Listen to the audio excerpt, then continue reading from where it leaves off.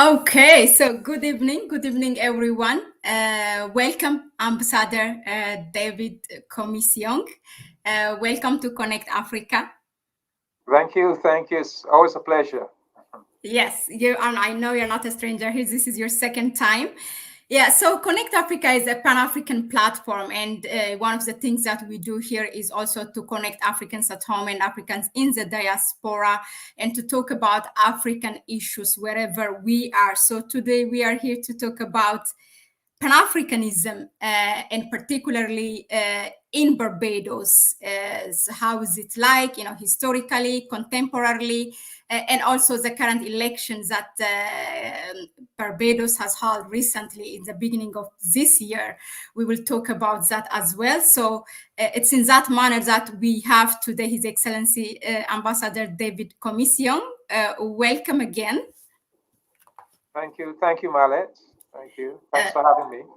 Okay, I think the sound, yes, good. Now I think I don't hear you. Yes, now it's okay. So before I kick my first question, let me introduce Ambassador David. Ambassador David Comissiong was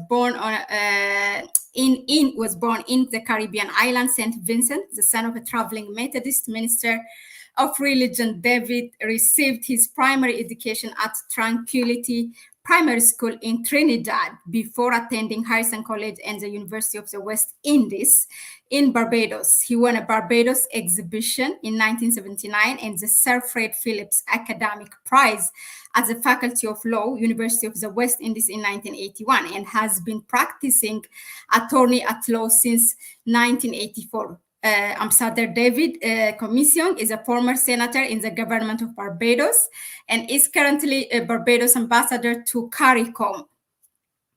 He is also a founder member of the Caribbean Pan African Network, CPAN, as it is, and its abbreviation is the Clement Bryan Movement of Barbados, the Caribbean chapter of the International Network in Defense of Humanity, and the Global African Congress, and was an architect and the first director of Barbados Government's Commission for Pan-African Affairs. He represented the Caribbean region at the 7th Pan-African Congress in Uganda, played a key role in the United Nations World Conference against racism in South Africa, and has represented the diaspora on the African Union's Economic, Social, and Cultural Council, ECOSOC. So since 2012, Ambassador Comissiong has served as a member of Barbados National Task Force on Reparations. He is also the author of The Wide Straits of Tomorrow. We have lost Ambassador. I think he will come back. Maybe I should continue when he come back.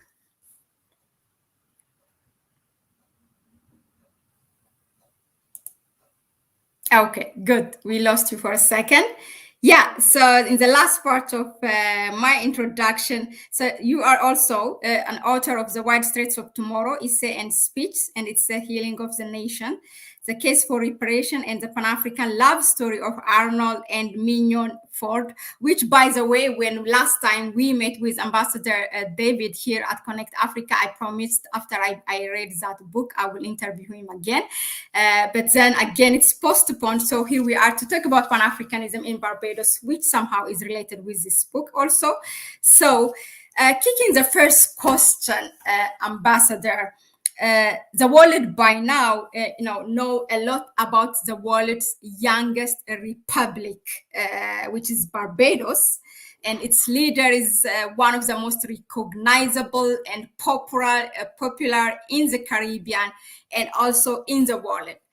Recently, before her second, that's Prime Minister Mia Mottley, before her second term comes to an end, and a snap election was called, although that somehow it was said to be in her first term she was successful. Why an early election was needed? Well, I can only tell you the reason the Prime Minister gave. The Prime Minister, we had 18 months more to go before the elections were constitutionally required. But the opposition parties had started to behave as though we were in an election campaign.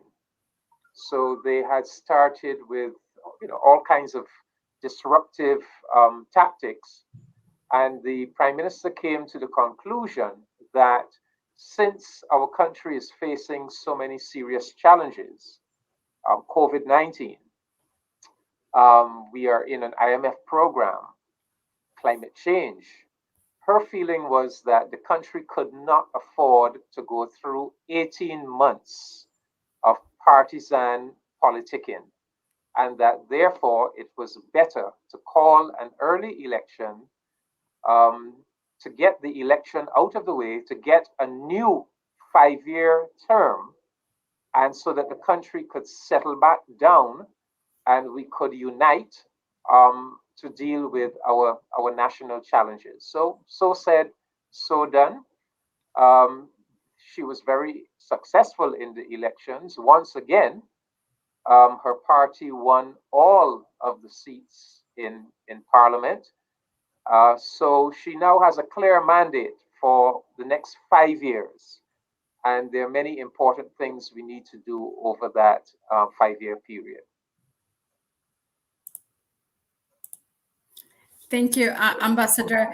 Just to add on that, that was, as you said, okay, for while going through the pandemic, she don't want to, hold with that, and she wants to have, as you said, a clear mandate, so to hold an early election. But the same reason was what was given by the opposition party, the reason why they lost.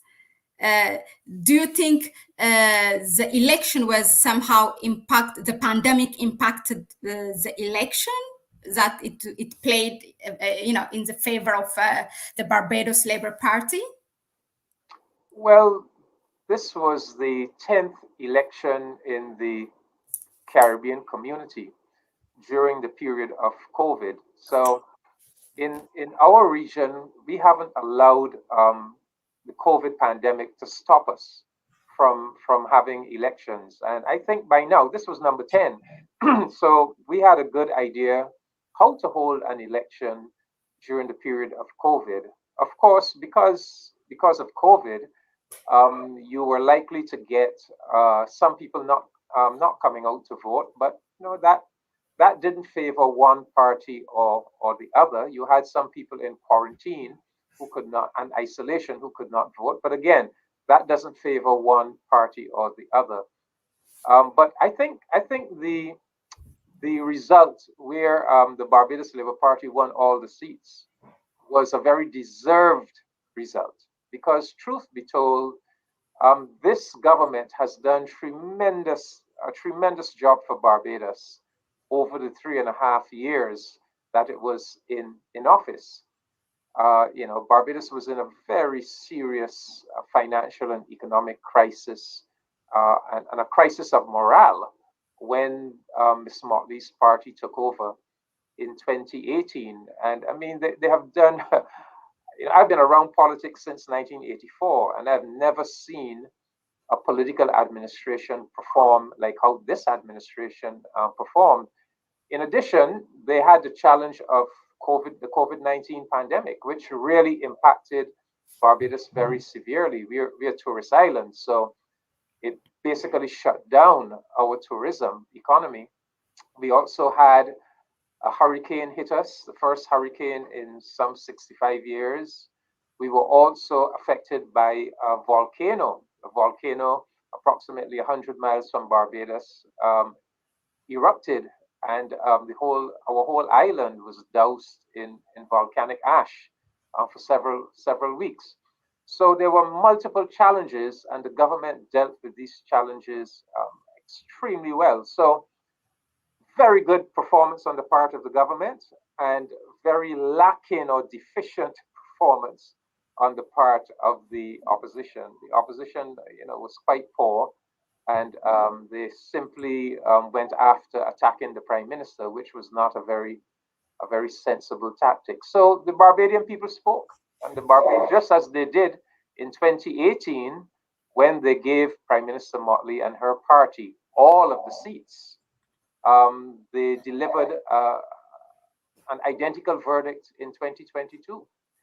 So it's a great vote of confidence, and we now have a clear 5-year period where we can settle down, the country can settle down, we can be a united people, and we can deal with the challenges that we are facing, but we can also deal with the transformation agenda that the Prime Minister and her administration have laid out for the country.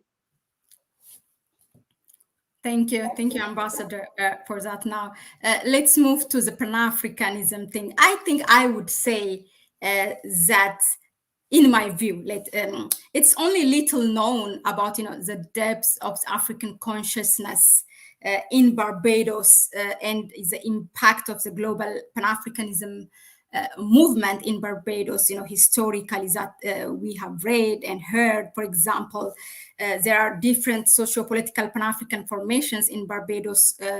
One of them is Marcus Garvey, UNIA, the Universal Negro Improvement Association, different working men association, organization related to the Rastafarian, the Claymont Pioneer movement, and also recently, the Prime Minister Mottley has called what is called a Caribbean Marshall Plan, called for reparation.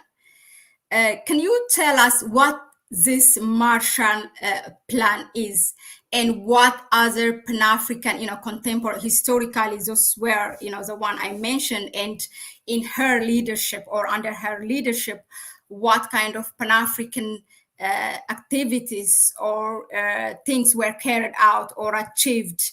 If you, what the Marshall Plan is, and what are contemporarily, if you can tell us what other Pan-African activities are going on in Barbados, and also how is it perceived, the call for reparation by other Caribbean states?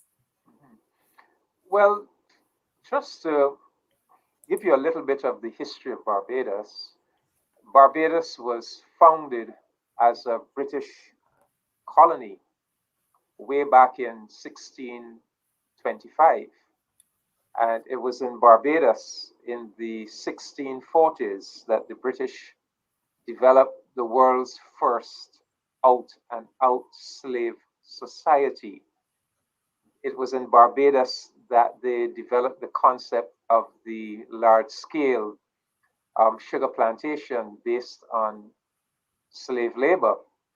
So Barbados quickly emerged as Britain's mother colony in the Caribbean, and many enslaved African people were transported to Barbados. Barbados, by the latter part of the 17th century, Barbados had a very big African majority, but enslaved.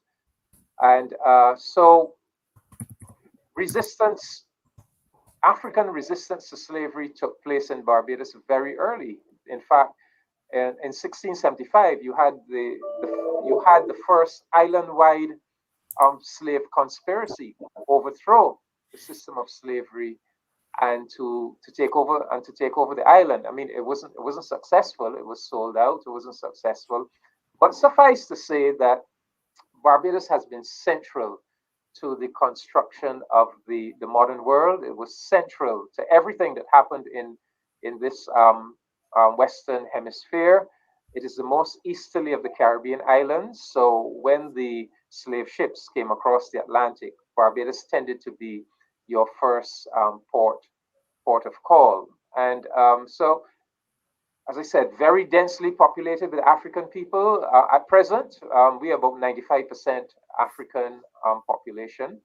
And Barbados was a very oppressive society for much of its history. So Black people were always migrating out of Barbados in search of greener pastures and running from the oppression of the society. The white planter class was very strong. So you will find that a lot of the Pan-Africanist radicals, if they were not born in Barbados, they're descended from Barbadian parents. So whether you're talking George Padmore, CLR James, many of them have Barbadian antecedents. If they were not born in Barbados, they have Barbadian antecedents. And when after slavery was abolished, there were several Back to Africa organizations established in Barbados. The newly freed Black people, many of them wanted to get back to Africa. And in 1865, some 360 Black Barbadians were successful. They boarded a ship in Bridgetown and they headed across the Atlantic to Liberia. And they formed a very important Barbadian settlement in Liberia. And in fact, a 12-year-old Barbadian boy on that ship grew up to become President Arthur Barclay of Liberia. So yes, so Black Barbadians have been involved in Pan Africanism for a very long time. And I wrote the book about Rabbi Arnold Josiah Ford and his wife, Mignon Innes Ford. And Rabbi Arnold Josiah Ford was Marcus Garvey's, the musical director of the Marcus Garvey organization. And he led a repatriation scheme to Ethiopia in 1930. And his wife, his Barbadian wife, went on to play a very, very important role in Ethiopia. So yes, so we have that background, we have that history. In more recent times, well, I have been involved in Pan Africanism for my entire adult life, and I played a pioneering role with the Barbados government when we established in 1998 the Barbados government's Commission for Pan-African Affairs. And Barbados at one point was the only independent Black country that actually had a government department committed to Pan-Africanism, Commission for Pan-African Affairs. And so, yes, we have been involved in the reparations struggle. We were involved very deeply in the United Nations World Conference Against Racism in 2001. And Barbados has played a leading role in helping in the CARICOM. CARICOM is our Caribbean community, our organization of 15 Caribbean nations. And in 2013, CARICOM launched a reparations campaign claiming reparations for the genocide of the native people and for African enslavement, claiming reparations from all of the European powers that were involved in enslavement and colonialism in the Caribbean. And Barbados has responsibility within CARICOM for that reparations effort. So it is something that we are very committed to.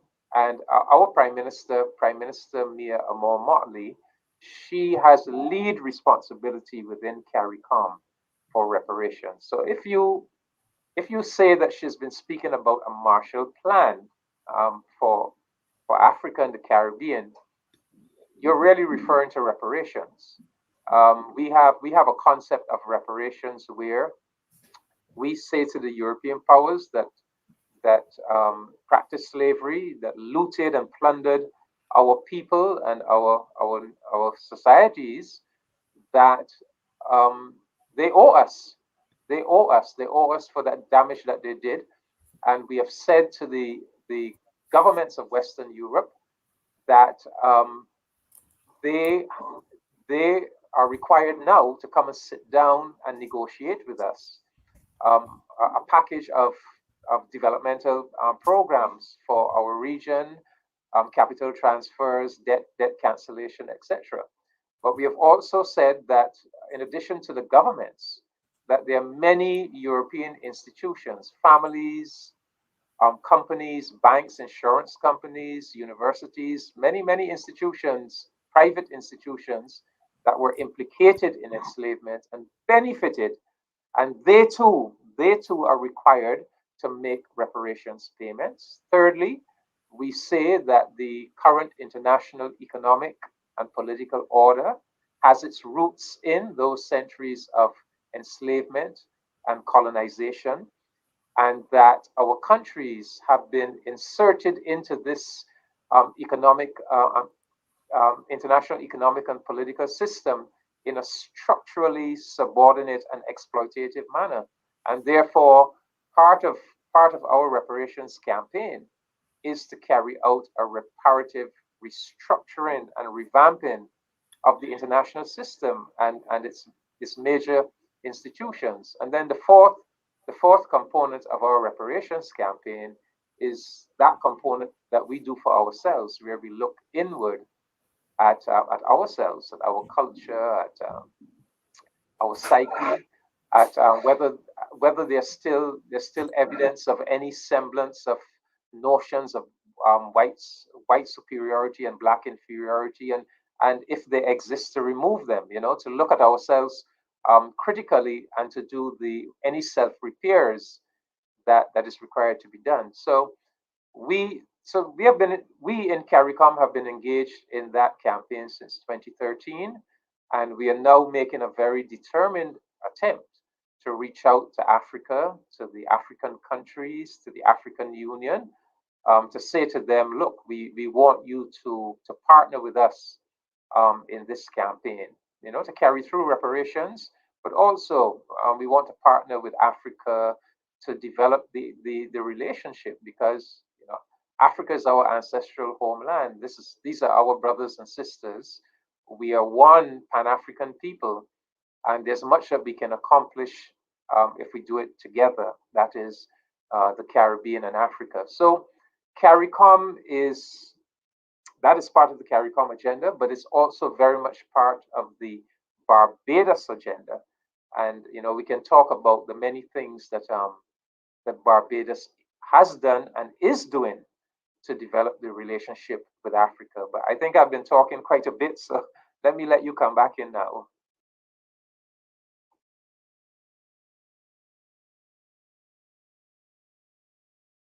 You're muted. I'm not hearing you. You're muted. Yeah, definitely. You are right.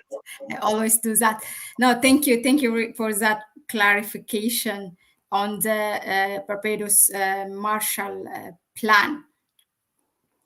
Now, let's move to, recently, one of this Pan-Africanism activities that we observed under the Prime Minister Mia Mottley leadership is that in amplifying the Black Lives Matter movement, committing both the government and the people of Barbados to fight against all aspects of anti-Black racism or discrimination was high. On the other hand, what I wanted to bring is here, Africa in the same way is fighting, under a movement. Maybe it's not a popular one, but Africa Lives Matter. There's neo-colonialism that countries are fighting one way or the other. For example, Ethiopia, still we are at war, but for the past 1 year we have a hybrid war where the Western government, particularly US, has been sponsoring the group in Ethiopia, and also now what is going on in West Africa in the previous French colonies. Why we do not hear, if Barbados was so active in the Black Lives Matter movement, that for that matter, any Caribbean or CARICOM, when something happens, when Africa fights the neo-colonial fights, we don't hear anything from the Caribbeans or from CARICOM. What's your comment on this?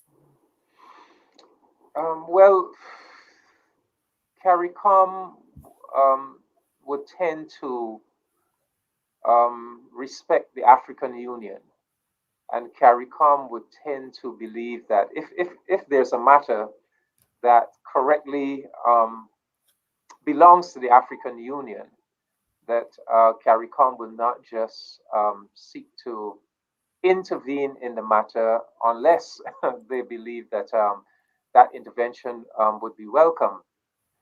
I think that, we had the first Africa CARICOM summit last year, 7th of September. And coming out of that summit, we agreed that we would establish a permanent forum of Caribbean and African states, that the Secretariat of the CARICOM community and the African Union Commission would work together, and that henceforth, every year, we will have a summit of African and Caribbean states in September, even if sometimes it might be physical, sometimes it might be virtual. So I think that was a very good development last year, and we really need to follow through and concretize the partnership, because what you are saying, there are many things we have to do together. I mean, we are family. The Black people of the Caribbean, the African people of the continent of Africa, we are family. We are really kith and kin, and there's much that we need to do together. But one of the things we need to do together is that those kinds of political issues, that political agenda, and we have a number of areas in which that we can focus on and further develop. For example, at the United Nations, about a year ago, we established an AFCAR lobby at the United Nations. So right now at the United Nations, the African governments and the Caribbean community governments actually work together as a lobby. In addition, we about a year ago as well, we established the Organization of African, Caribbean, and Pacific States. It's headquartered in Brussels. It used to be just the ACP group of countries. We had established it way back in the 1970s to engage in negotiations with the European community and then the European Union. But we decided that we didn't just want to come together for purposes of engaging in trade negotiations with Europe. We wanted to further develop it into an institution in its own right. So it has just been established, but we need to develop it now. But what I would really like to see, yes, that issue in Ethiopia, it's a very important issue. It's a life and death issue. It is an issue that the African Union really, because it's such a serious issue, should really have met with CARICOM, and we should have sat down and discussed it, and we should have put our heads together, and we should have decided, we and CARICOM could have shared perspectives on the issue, and we could have decided if collectively there was a collective position that we could have taken. Similarly, we have a very difficult issue in the Caribbean, the issue of Haiti, and a very serious crisis situation on Haiti. We have had some discussion with the African countries about Haiti, but if we had a more solid partnership, institutionalized partnership, if we are able to put together that permanent forum of African and Caribbean states, then we would have a forum at which we could come together when we have very difficult political issues to engage with each other. I should also say that another area in which we are working together is in the UN Security Council. We have within the UN Security Council, we have the African Group plus one, the African three plus one. Africa has 3 seats, non-permanent seats in the Security Council. Our region, we have 2 seats, and so Latin America would tend to have 1, the Caribbean would tend to have 1. So we would have, generally speaking, we would tend to have 1 non-permanent seat in the Security Council. So what we have done, Africa and the Caribbean has come together to work together in the Security Council in the A3+1.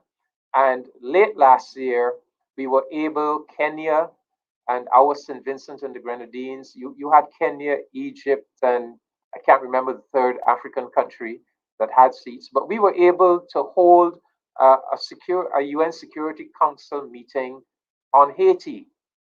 So, these things are good, but we need to further develop it. We need to take it to a level where we are so institutionalized, Africa and the Caribbean, that we can easily engage with each other on these difficult issues that we might be facing, so that we can come together and have solidarity. I am still hopeful that the African Union, that we are going to engage with the African Union on the issue of Haiti, and that CARICOM and the African Union are going to work together to develop a long-term permanent solution to the Haitian crisis. I think that can happen, and some of us are determined to work towards making that happen.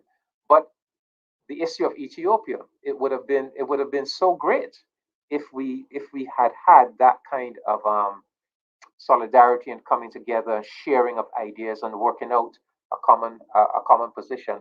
But so what I'm saying, we have our collaboration in the UN Security Council. We need to further develop that. We have our collaboration in the AFCAR lobby in the UN General Assembly. We need to further develop that. We have the Organization of African, Caribbean, and Pacific States, headquartered in Brussels. We need to further develop that. But overarching all of that, we need to follow through on that first African CARICOM summit of last year and establish this permanent forum of African and Caribbean territories and states, because that will know and have this. And we said we were going to have a yearly summit. Every September, we're going to have a summit of African and CARICOM heads of government. So if we could put those structures in place, it would provide us with the institutional structure to discuss critical issues and to come together to help each other solve those issues. So that we can do that, and we have to do it.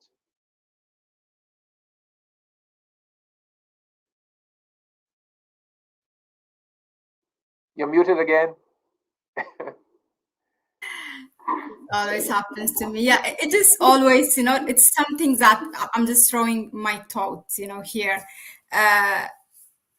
Previously, the Africa and Caribbean have this, let's say, fruitful or vibrant relationship, maybe because we have this Pan-African movement agenda together, because of what we have experienced together, slavery and colonialism. So the Pan-African movement was fighting against colonization and racism. But today, we don't see such kind of collaboration. Yes, don't get me wrong, you have explained it very well. There are promises, hopes, and multiple contacts here and there in various ways. But it just seems to me that it's underinvested, that it needs to be transformed to, political and economic, so that it fits the time we are living in. And sometimes I give to my, when I have such stories, I give an answer. Okay, maybe we should have a common problem, but we still have a common problem. If I ask you, like, just to say like one and two, what is really that missing link? Like a proactiveness from one side, you may not say it here, but what is it missing for us to come together or to transform this relationship into political and economic one? Yeah, well, what you're referring to during the colonial period, when we were all colonies of European countries, not you in Ethiopia, you were special. Although you had to fight, we had to come together to try to fight the Italian invasion. But for the most part, Ethiopia was independent. But as an African, yeah, yes, we were all colonies. So, and we shared in the Caribbean, we in the Caribbean community, we were mainly colonized by Britain, and much of Africa was colonized by Britain. So during that colonial period, when we had the Pan Africanists and the nationalists who came together, and you remember, you had the Marcus Garvey movement, you had the various Pan African congresses led by people like Henry Sylvester Williams and W.B. Du Bois. And then you had that very important Pan African Congress in 1945, right at the end of the Second World War, when Caribbean and African nationalists and Pan Africanists came together. They were all subjects of European colonialism, and they came together to plan together that assault on European colonialism. So we are talking Kwame Nkrumah, we are talking Jomo Kenyatta, George Padmore, you know, Amy Jakes Garvey, and so forth. And so yes, but remember, these were activists. These were relatively small groups of activists, but they became very important because they went back to their home territories, and they did extremely important work. You know, Nkrumah in Africa, leading the way to independence in 1957, and so forth. So yes, so we have that history of activist Pan-Africanism. This is before we had governments and nations. We were all colonies, and these were individual activists and leaders of fledgling political movements, you know, coming together to work together. When we got our independence, so you got, you know, much of Africa became independent. We started becoming independent in 1962 in the Caribbean, and so we got hold of our countries, and we formed national governments, and then you established the Organization of African Unity in 1963. We established Caribbean Free Trade Area, which became CARICOM in 1973. And the kind of, now that we were controlling nations, and we were now national governments, and we were prime ministers and presidents, we came together in our own separate geographical spaces, and we didn't establish sufficient linkages between the two intergovernmental structures. Now we are trying to correct that. We're trying to correct that now, you know. So you might say that that we wasted some time. Yes, we should have had, when we started the Commission for Pan-African Affairs in 1998 in Barbados. Why was this the first independent African or Caribbean country government to think about setting up a department of government to pursue Pan-African relationships? You know, so yes, we did waste some time, but we are trying to make up for lost time now.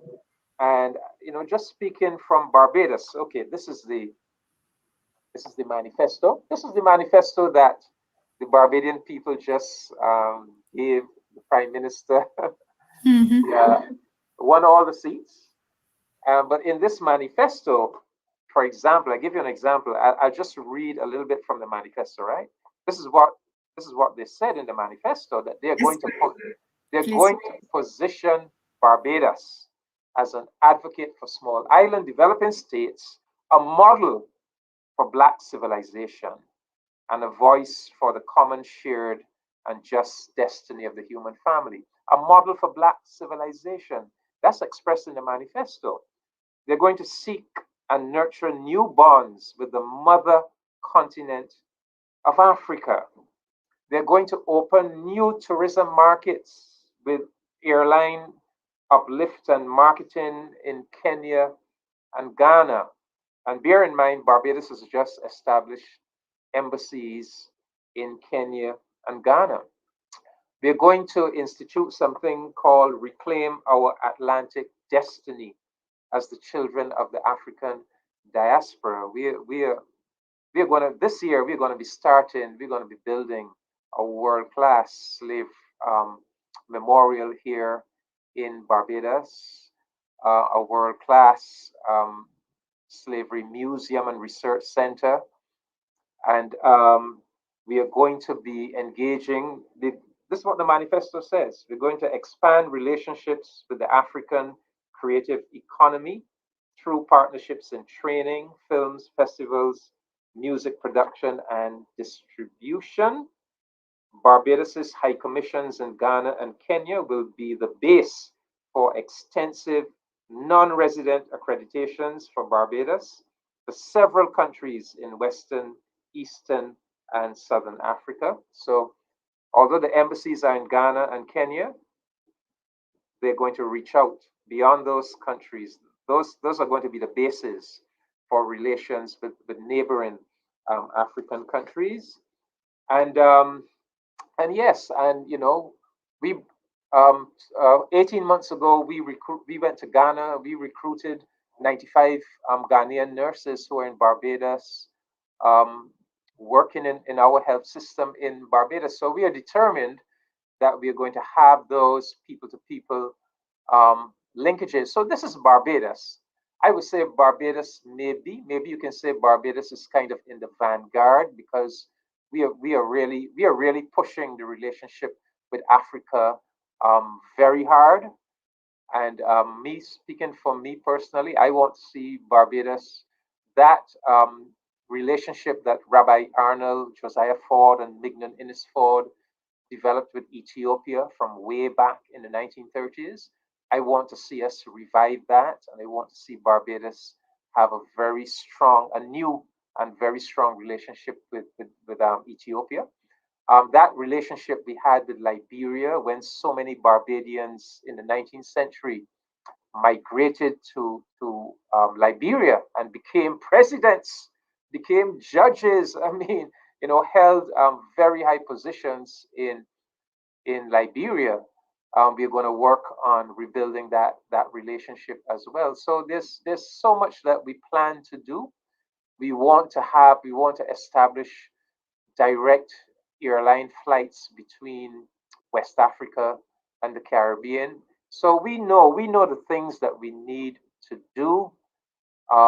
We have, for example, at our High Commission in Ghana, we have a trade and cultural attaché who's there working on putting together trade relationships and people-to-people exchanges and so forth. So we know what we need to do. It will not be easy. We have to be really committed and determined and get it done. But why I began with yes. So these are practical things: trade relationships, people-to-people exchanges. We need transportation infrastructure, whether it's airlines, it is also maritime, it's shipping.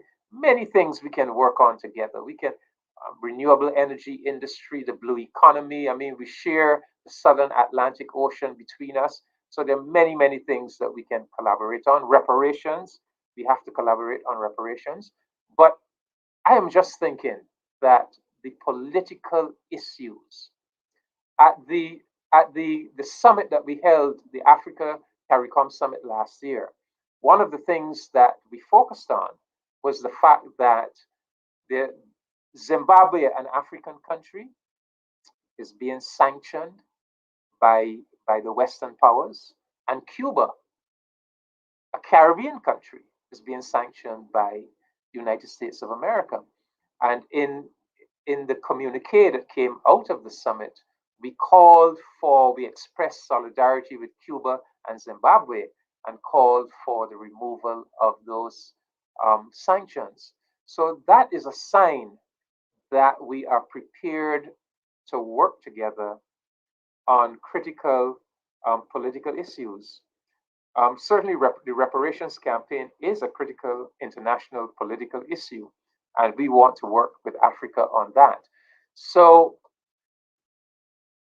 but we have to develop, we can have the best wishes and desires in the world, best intentions, but if we do not develop the structure through which to pursue things, it is not going to happen. So I think what really needs to happen now, we we established a very good foundation last year with this summit in September, but we have to follow through now. We said that we are going to institutionalize the 7th of September as Africa CARICOM Day. We're going to celebrate it every year. We are going to have a summit every year in September around Africa CARICOM Day, where our heads of government can sit down and discuss serious issues.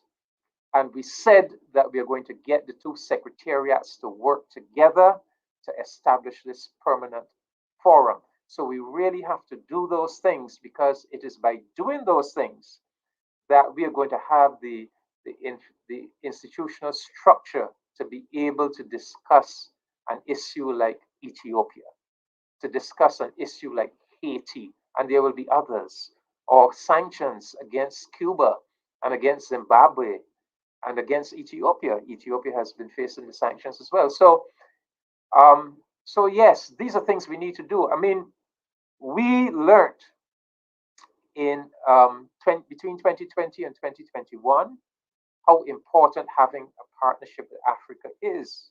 We learned during the pandemic, because during the pandemic, when the whole world was in a panic and all countries all over the world were buying up all of the medical supplies and personal protective equipment and the testing equipment for COVID and all of that. And the Caribbean countries, we were trying to engage the international market. We were trying to order these critical medical supplies. But because our countries are small countries, at that time of panic, the big companies were not taking us seriously.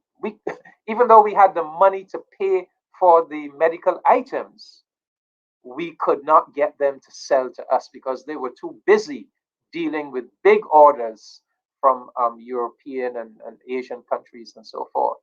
And our salvation was the African Union, because the African Union has something called the African Medical Supplies Platform. And we discussed, and the African Union said, come with us.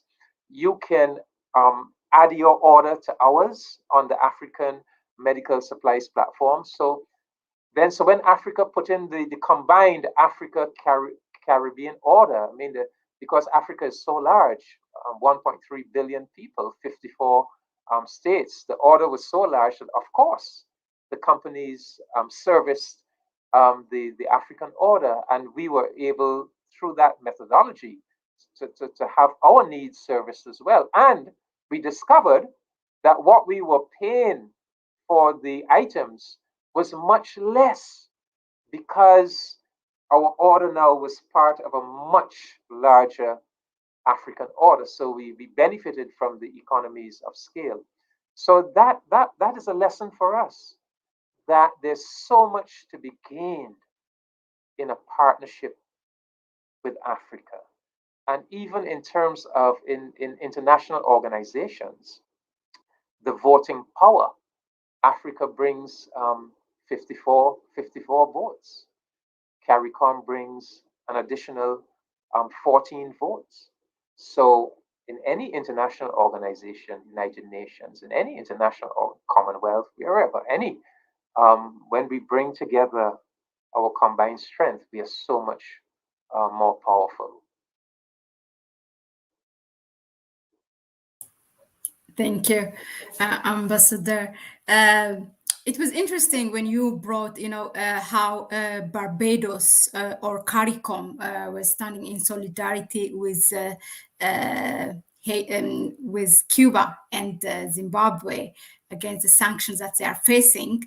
I was just wondering, recently observing what the Western African countries are going through with all the coup d'etats, but being the root cause of it is because not having a total independence from France, because still France is very much present in the country, in those countries, and now versus Barbados became on her own, becoming a republic. can we withdraw any lesson, or if there is any lesson that African countries can learn from Barbados? Yes, well, not just from Barbados, from the Caribbean.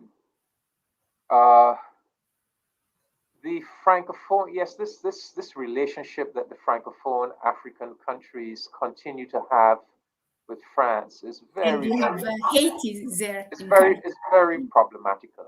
It's very Yeah. problematical. So they have seriously compromised their independence and sovereignty.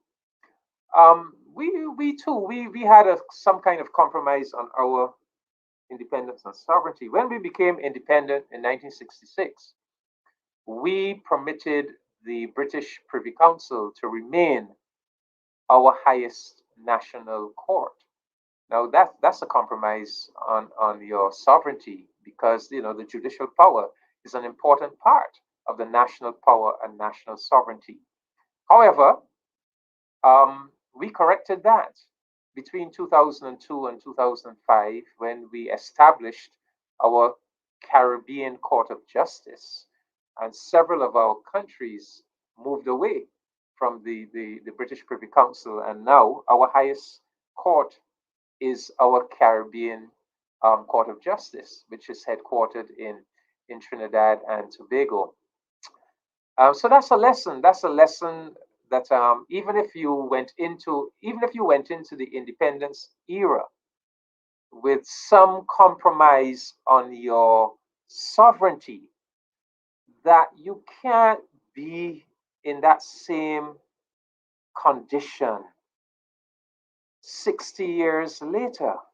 You really can't be. You should have matured beyond that and developed beyond that. This business about us becoming a republic, I mean, the truth of the matter is this was more symbolic. The part of the compromise of our sovereignty that had to do with the court, with the British Privy Council being our highest court, that was not just symbolism. That was a concrete, substantive compromise. The bit about the Queen was more symbolic than anything else, because even though the Queen was said to be our head of state, I mean, the reality was that the Governor General, the Barbadian Governor General, was selected by the Prime Minister of Barbados. The Queen just rubber stamped this election, and it was really the Barbadian Governor General that performed the functions of head of state, and not the Queen. But so it was more symbolic than anything else. But the symbolism, it was a very negative symbolism. So because here you are black, predominantly black, developing country. You're independent. You're fought for your independence, and then you say that this Queen of England is still your head of state. So even if it was just symbolic, it was a very dangerous symbolism that we corrected. But in the case of the Francophone African countries, it's not just symbolic. It's very substantive. They're very substantive um, compromises on their sovereignty, and that needs to be corrected. Why haven't they corrected it? Well, we know we know sometimes it's easier said than done. We remember President Laurent Gbagbo of the Ivory Coast. He attempted to extricate the Ivory Coast from that colonial pact, and look what his fate was. And I know that case very well, because as an activist, as a civil society activist, I was involved in activism and protests on behalf of President Gbagbo as they had him incarcerated at The Hague. They put him on trial, and after 10 years, after having the man imprisoned and put on trial for all those years, then they had to admit that they had no evidence to convict him. He had done nothing wrong, basically. So, but yes, so I can't tell you I have the answer, because the case of a Bagbo tells you that it is perhaps not so easy, that there's some danger involved in it as well.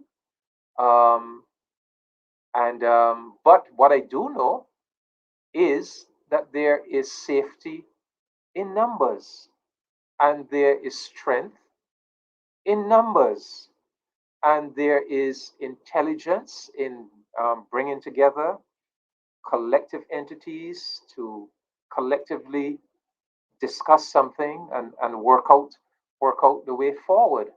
And so to the extent that the African Union perhaps needs to be stronger as an institution to help uh, and to better help the francophone African countries to make that transition that they need to make, to the extent that we can have a greater solidarity, institutional solidarity between the African Union and CARICOM, and we too can bring our perspectives, we can bring our own story of how some of us began independence with a compromised sovereignty, and how we had to transition past that.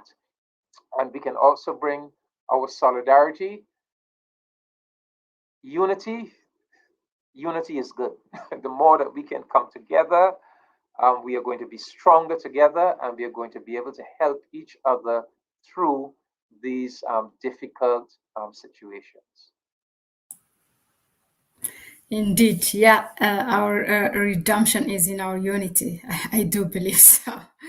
Uh, in your view, how has the Prime Minister Mia Mottley has helped to foster a strong relationship between the African continent or the people and Caribbean?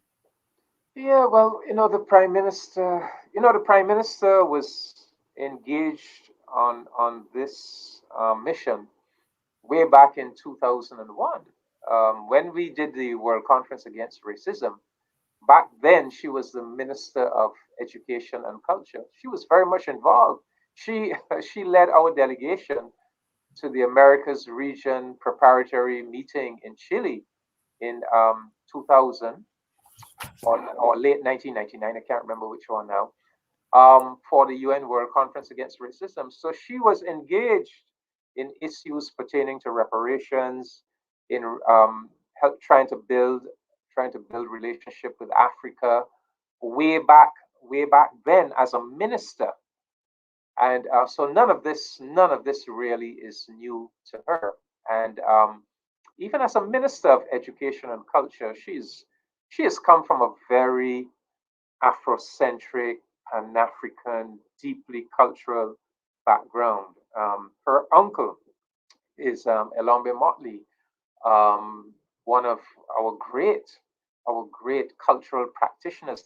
This was a guy in Barbados who back in the 60s established a Yoruba house and developed, African drumming and appreciation of Africa. So that is Prime Minister Mottley's background. That is what she has come out of, so she understands it very well. As Prime Minister, I mean, we have done a number of historic things under her prime ministership. For example, I just give you a few examples. Barbados is probably the only national government at the time of the Black Lives Matter upsurge. The government actually introduced a Black Lives Matter resolution in Parliament of Barbados.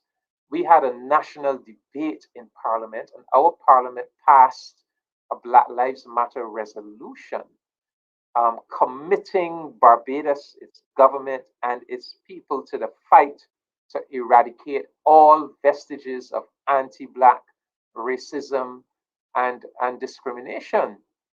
And then we followed that up.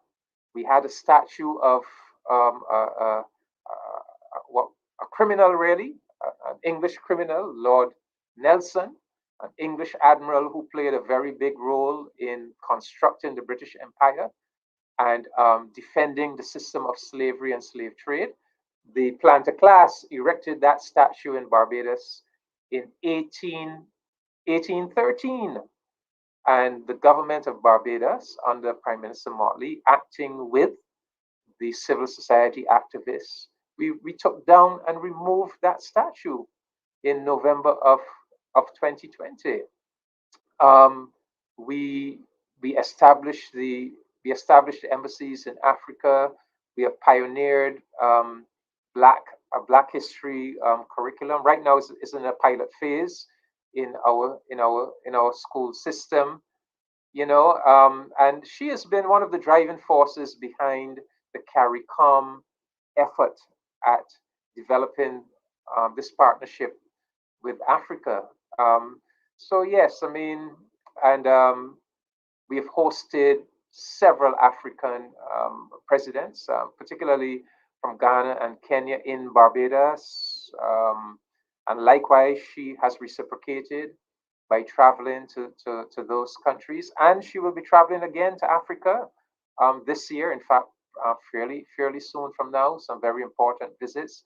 She was in one of the driving forces behind the collaboration with the African Medical Supplies platform.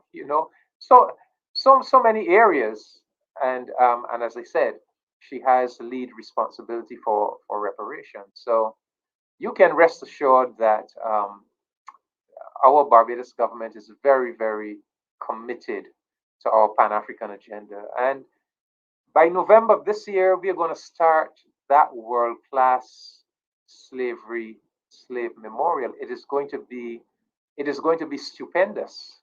We managed to get the services of a very famous Ghanaian British architect, world famous Sir David Ajay, and he has put together just an awesome design. So it's just going to be brilliant, and it's not just going to be for Barbados. It is going to be a slavery memorial for the entire African world. And because Barbados was so central to the slave trade, Barbados has the second largest slavery archive outside of Britain. Millions and millions of documents. And we have started a project now to digitize all of those documents. And we're going to be developing in collaboration with many of the world's most influential universities. We are going to be developing a slavery research and genealogical center here in Barbados. So we are working on a heritage district that will include the Slavery Memorial, Slavery Museum, the Research and Genealogical Center, plus a performance facility. So we are on our way. We are on our way, and a big part of our transformative agenda has to do with Pan Africanism, has to do with reaching out to our African brothers and sisters, as they say in the manifesto, reclaiming our Atlantic destiny as the children of the African diaspora. That says it all.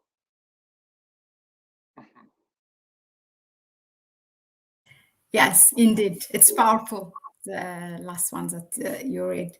Thank you, Ambassador. Just out of curiosity, because it's really loud in my mind, I wanted to ask, any plan to open an embassy of Barbados in Addis Ababa?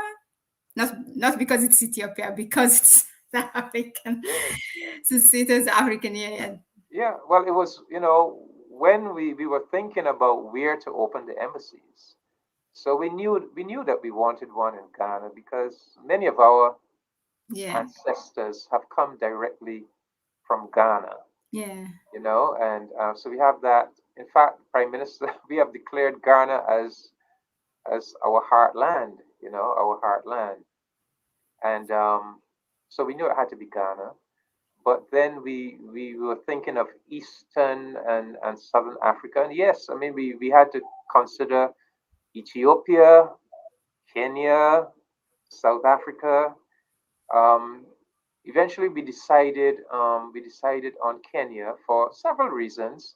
One of which has to do with Kenya is home to some of the critical United Nations agencies, like the Habitat and the Environment Program, things that we are deeply invested in. climate change and the whole climate agenda. And incidentally, another area that we are going to be inviting Africa to work with us in is UNCTAD. Barbados is now president of UNCTAD for the next 3 years. We hosted the 15th UNCTAD conference in Barbados last year. And because we hosted it, we have become president for the next 3 years. So there's a lot of agenda items we need Africa to work on with us: climate change, adaptation, funding, financing for our countries. These developed countries owe us. They owe us big time. They owe us finances to help us to adapt to the global warming.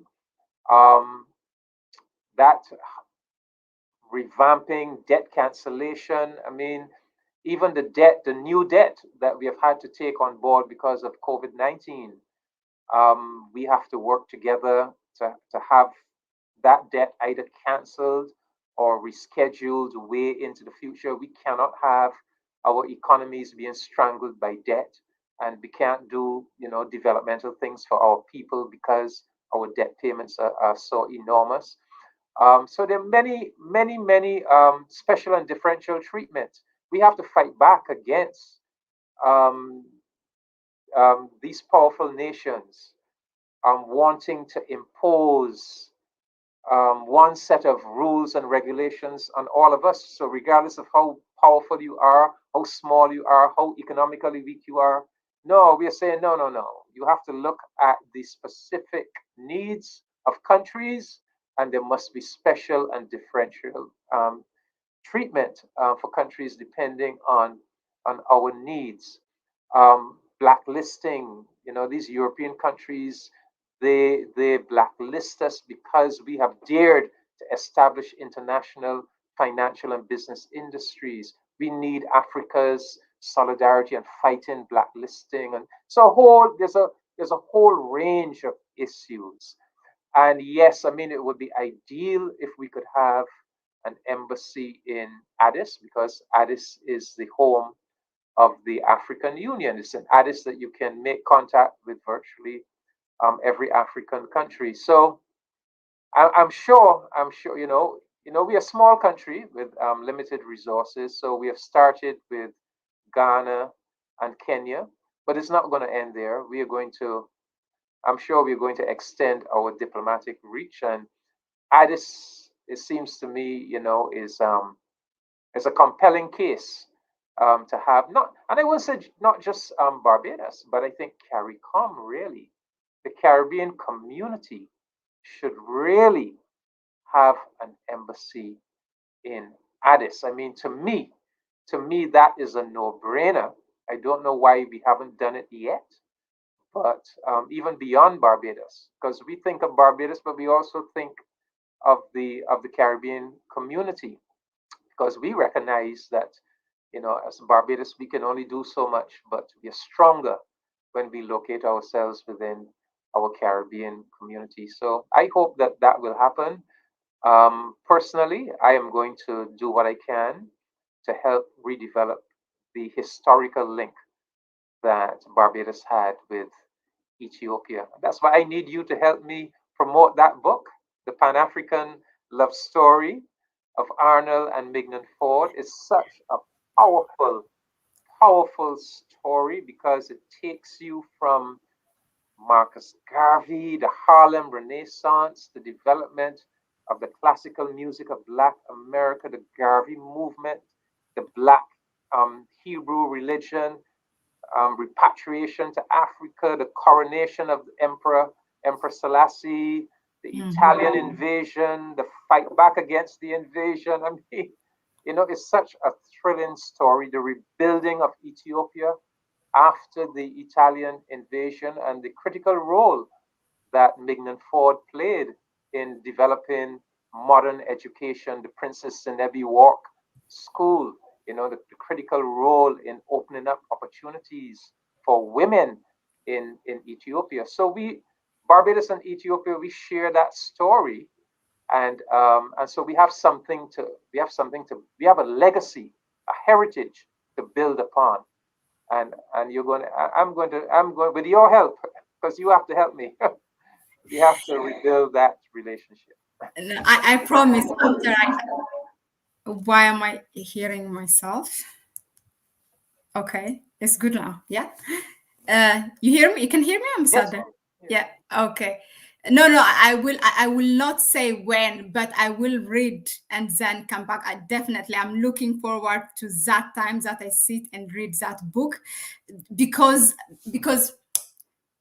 I have been served by Professor Abiy Ford. I know how he was such a Pan-African person. He was in his retirement, how he came and just served the country. You have to let the viewers know that Professor Abiy Ford was the son of Rabbi Arnold Joseph Ford. He was born in Ethiopia just before the Italian invasion, when his father was dying, and his father made his mother promise that come what may, even if Mussolini invaded, she would not leave Ethiopia.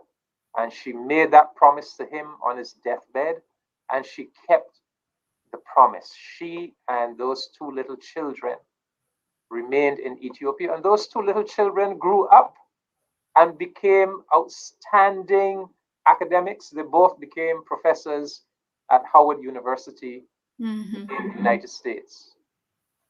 Yeah.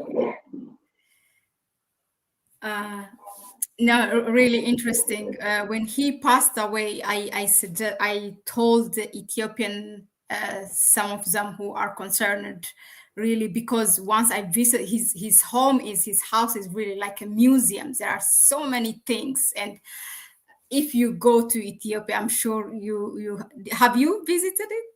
Did you include that in your book? Or no, I visited Ethiopia once, but I went for meetings at the African Union, so I didn't really get to see much of the country. Oh, okay. No, I really hope that I will be there, and yeah, for you to visit also the school.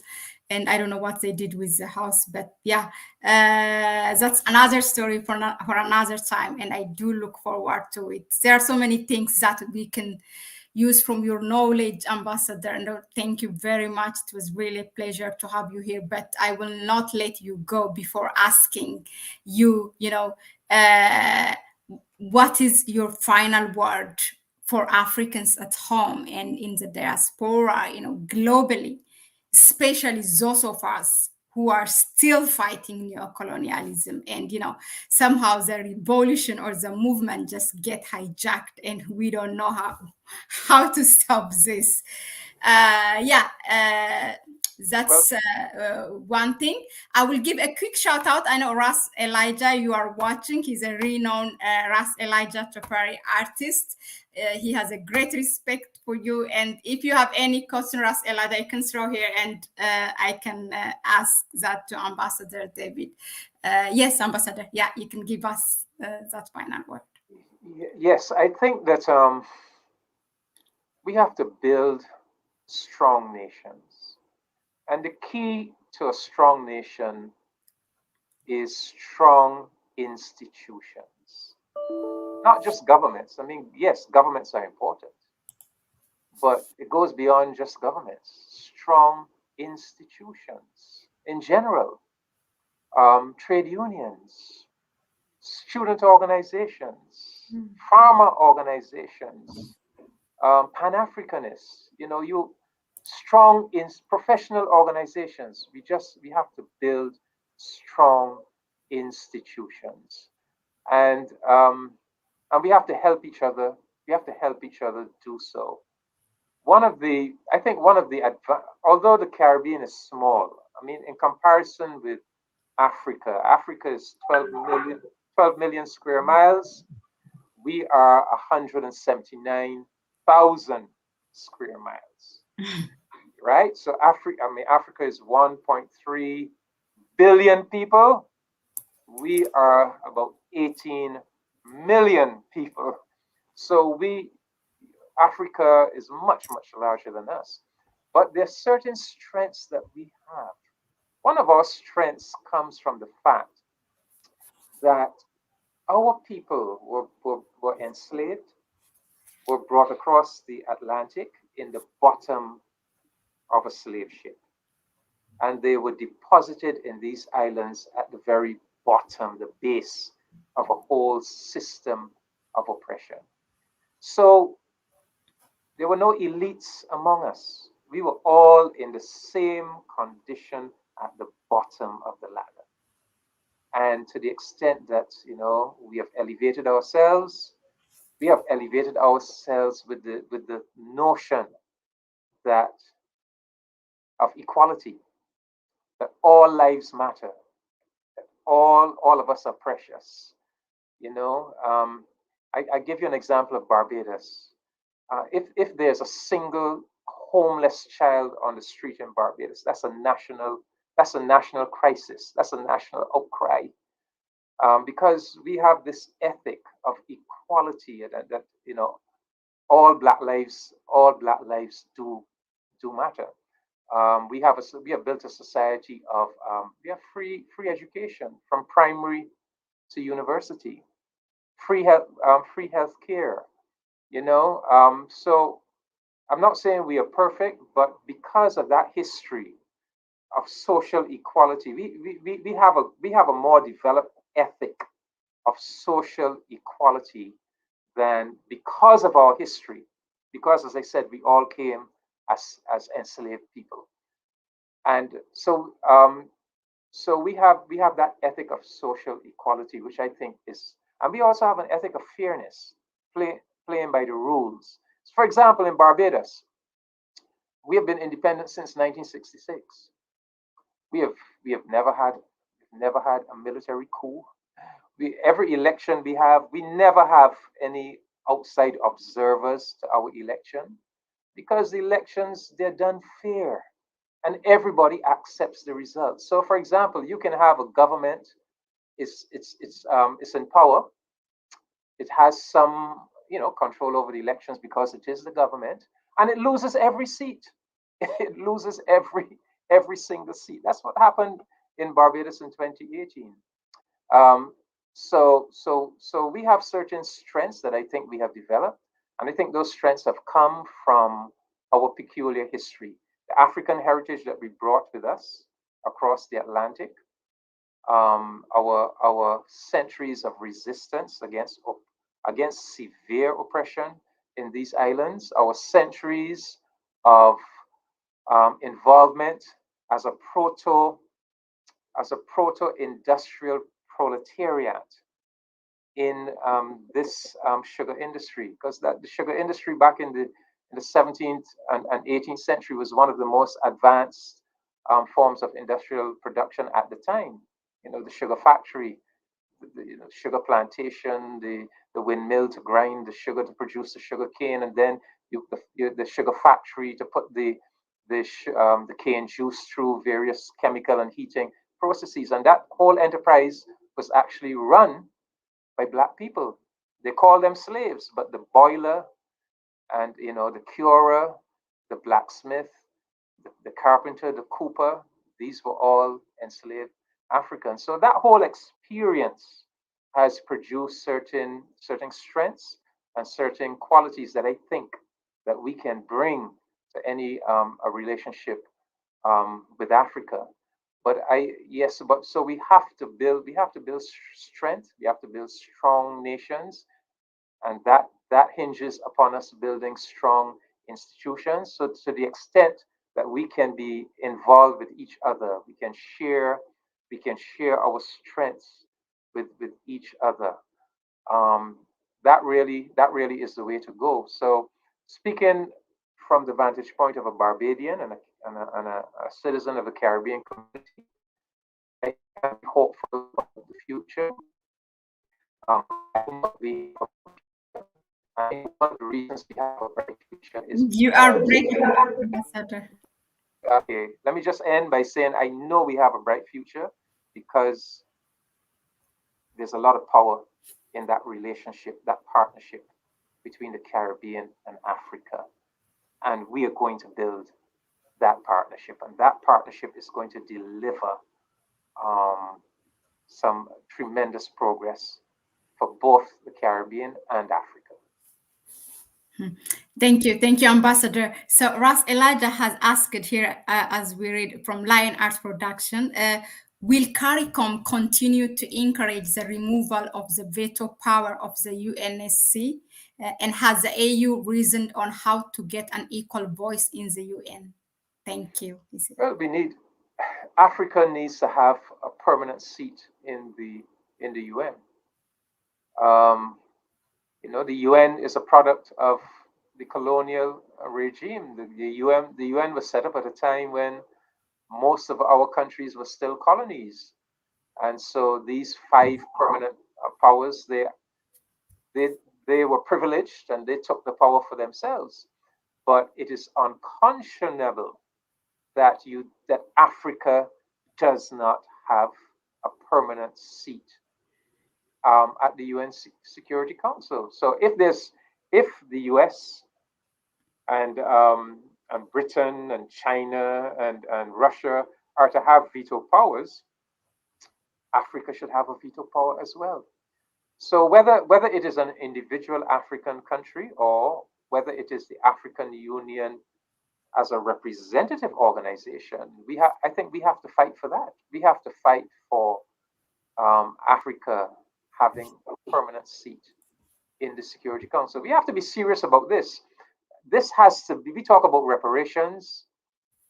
We in the Caribbean, we do not see reparations as some individual cash payment. We don't see reparations in those terms. We see it as developmental, developmental in a collective way.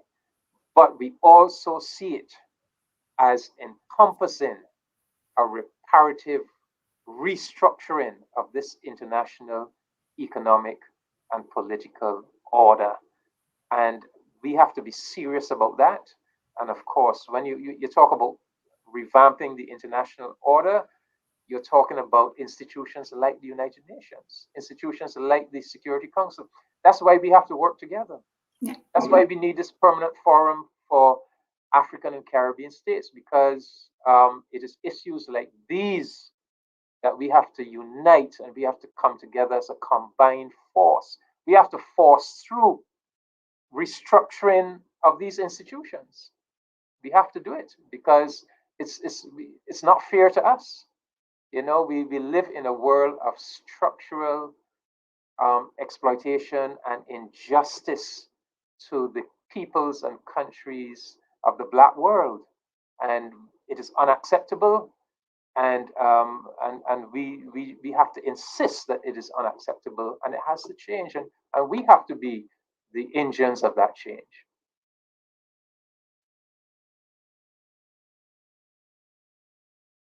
You're muted again.